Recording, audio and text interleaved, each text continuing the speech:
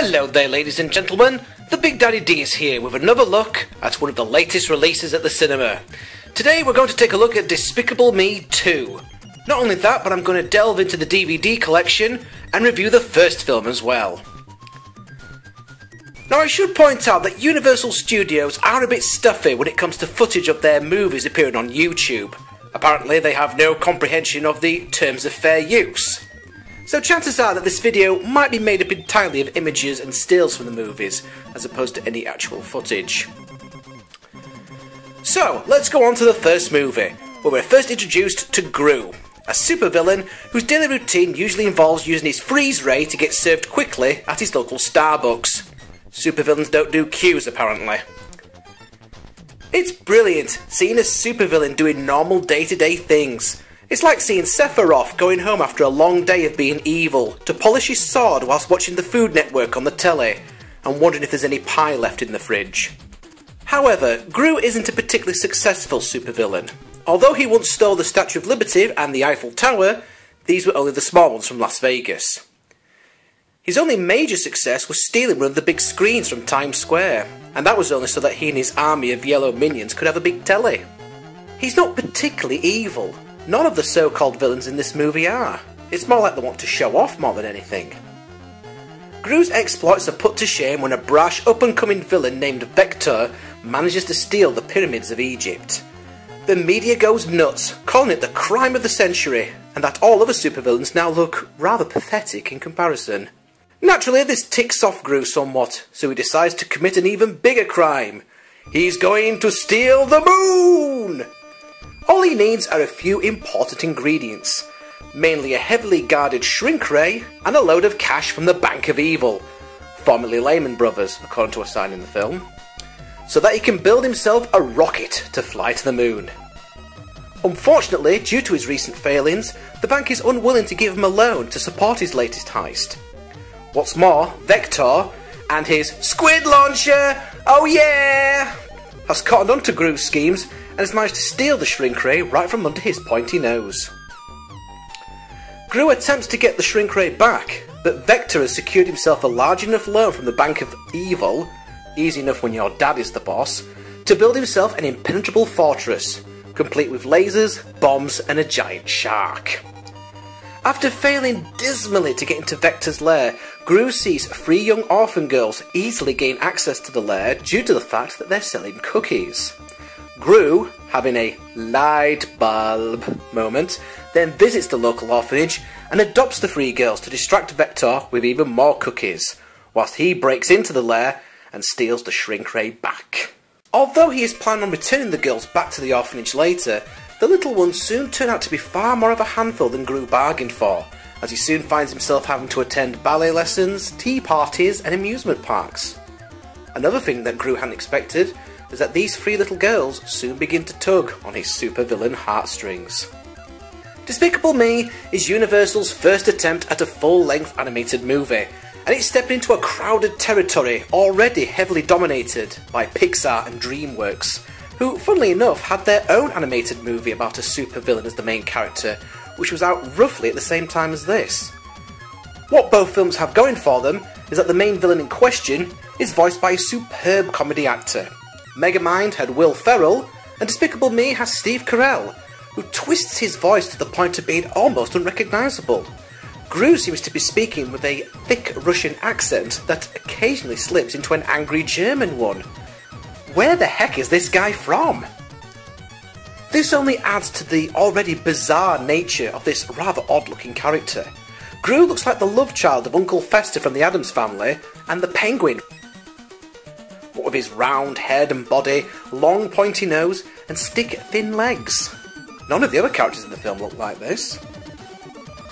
Other voice actors doing silly accents include Russell Brand as a senile mad scientist whose less than stellar hearing results in some rather amusing mistakes when creating gadgets that Gru has requested. On one occasion, Gru asks for a dart gun. Imagine what the Good Doctor invented instead. Even the small part played by Julie Andrews, yes, that Julie Andrews, as Gru's grumpy old mum is worthy of a mention. And Jason Segel is obviously having a great time as the voice of main villain Vector, with plenty of lines that your kids are likely going to repeat, such as, "Ah, curse you tiny toilet," and "Oh poop." Indeed, he's a very likeable villain to root against. Again, like Gru, he isn't evil as such, it's more like he's showing off, but with a spoiled, childlike mentality to his actions, which only makes it even more rewarding when he gets pulverised in a variety of amusing different ways. Oh yes, there are some moments of cartoony violence, but these are strictly of the Looney Tunes style here. This is mostly evidenced when Gru was trying to break into Vector's lair and he ends up getting bombs and a giant shark dropped on his head, yet emerges only with tattered clothing and a mild headache. No one is going to get badly hurt here, so you are going to feel comfortable laughing as the kids are chasing Gru around the house with a really big gun. Yes, ultimately it is the kids that steal the show at times. In particular, little Agnes, voiced by Elsie Fisher, who comes out with such nuggets as, "It's so fluffy I'm gonna die," when seeing a soft toy at the fun fair, and "Aww, my caterpillar did turn into a butterfly," whilst examining a stale cheesy puff. I like him. He's nice, but scary. Like Santa. Despicable Me has a slightly more cruel sense of humour than your average animated movie. Of course, everything's all sweet and lovely by the time we get to the end of the film, but Gru's nasty side does come out a few times, such as when the girls complain they can't get to sleep without a bedtime story, and Gru remarks, "Well, it'll be a very long night for you then. Also, I think there is a monster in the closet." Indeed, Gru has a somewhat relaxed attitude to the girls' safety. When it appears that one of the orphans has met a nasty end due to one of the colourful death traps that Gru has around the house, he just shrugs and states that the plan will still work with just 2 of them. As a result of this, Gru's transformation from bad guy to doting dad may seem a little too quick for some. Although there is a moment when the kids remark, "Let's see what else we can blow up," and something changes with Gru, like he's found a kindred spirit. But the film seems to foreshadow his transformation a little too early, as his soft side appears long before he makes any sort of genuine change. Again, it's possible that he wasn't really such a bad guy in the first place. Indeed, he probably created his army of minions just for a bit of company. He certainly seems to know them all by name, referring to one as Dave at one point. Speaking of the minions, the little yellow fellas come in at a close second place to the girls when it comes to stealing the show. There's never a dull moment in the entire film, thanks to these guys popping up to add comic relief and the occasional moment of cartoony violence, usually when they end up on the wrong side of one of Gru's experiments. The DVD extras include 3 different short movies also starring the Minions, which are likely going to be watched just as much as the main film. Banana! And although the Minions are brilliant characters, I really don't think that they're going to be up for supporting a full movie on their own, as evidenced by the Minions movie due out in 2014. We'll have to see about that. In summary, Despicable Me is a lot of fun for the whole family. Kids will love the Looney Tunes humour, the Minions, and of course the fart jokes. But there are a few gags that will just go over the heads of the little ones and make the adults chuckle as well. Although it's not up to the same standards as Pixar's back catalogue, Despicable Me is well worth picking up for your next family movie night.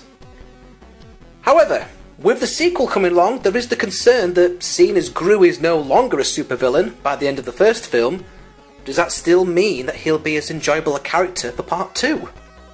Let's find out. Good evening, ladies and gentlemen. The Big Daddy D is here, and we've literally just been back from the cinema where we've watched Despicable Me 2. So here we're going to talk about it very briefly. I'm joined here by Little Daddy E, as he's probably closer to the age rating than what I am. In Despicable Me 2, this time Gru is turned away from his evil ways, and he's spending much of his time looking after his 3 adopted daughters. And making jam. Yes, making delicious jams and jellies, as you do. And his next door neighbour is trying to set him up with blind dates, which he's not particularly keen on. No, it's very annoying. Meanwhile, he's been approached by the league, well, the anti-villain league, who is run by a character played by Steve Coogan, who was called Silas Ramsbottom. Bottom. And basically that's all Steve Coogan has to add to that particular film. The character of Silas Ramsbottom, his only contribution to the film really is to have a silly name, so chances are you've seen the highlights of that character on the trailer already. But anyway, he teams Gru up with a female agent called Lucy, who is armed with a weapon that is A lipstick taser. Lipstick taser!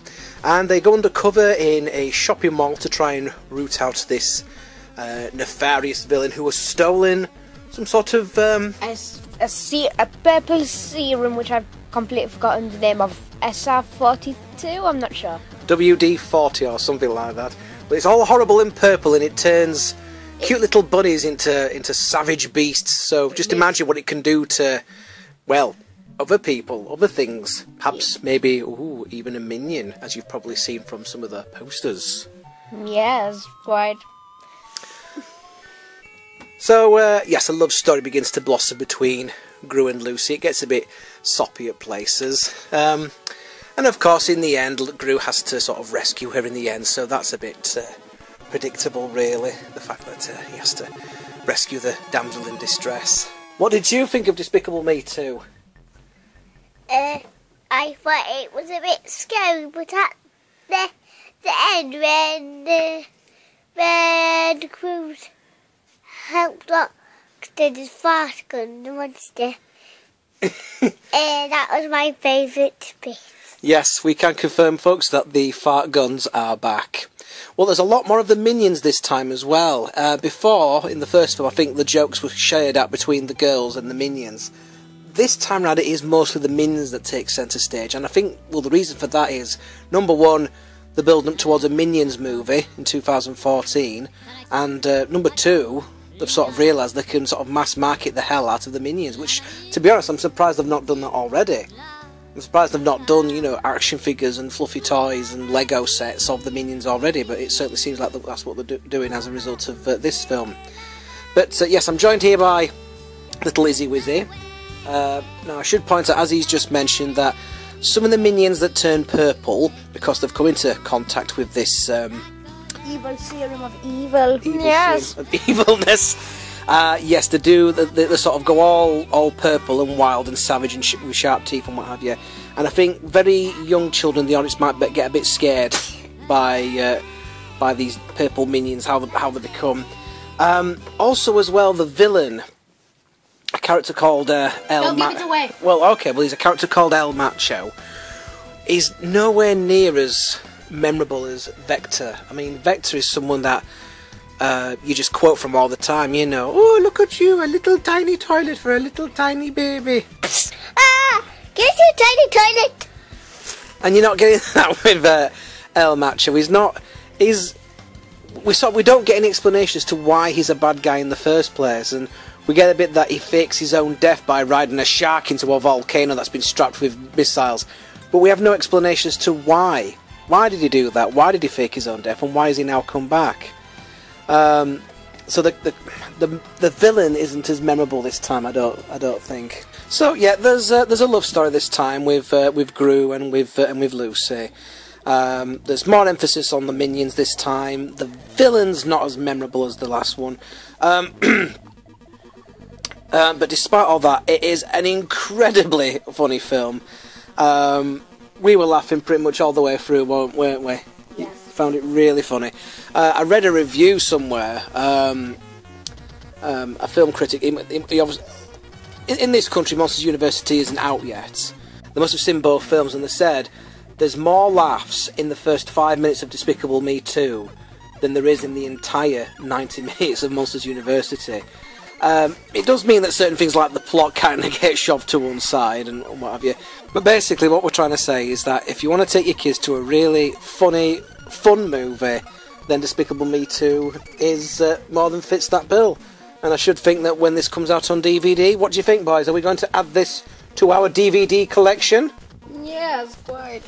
Yes. So, in summary then, just to sort of round this double movie feature up, Despicable Me 1 gets a thumbs up, and Despicable Me 2 gets a thumbs up. It gets the thumbs up as well. So Despicable Me 1 and 2 get a thumbs up, and we'll have to see how the Minion movie stands out. Again, I don't know if the Minions are strong enough characters to carry an entire movie on their own, but it could work. Will work. It could. We'll just have to wait and see. So, until next time, this is the Big Daddy D. And this is the Little Daddy E. And this is a big itty daddy. Little Lizzie Wizzy. And we're signing out for another episode of the Big Daddy D Reviews. Goodbye. What? Goodbye. Say goodbye to YouTube. Goodbye. Bye bye. I guess that's a goodbye. Bye bye.